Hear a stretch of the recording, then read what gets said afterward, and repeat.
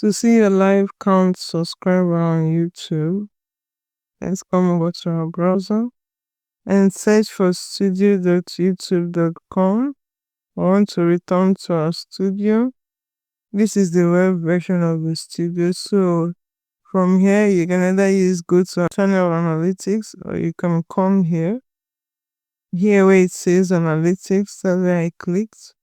And I'm going to go to see live count.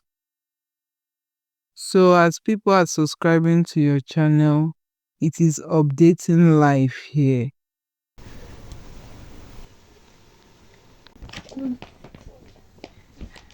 Yay!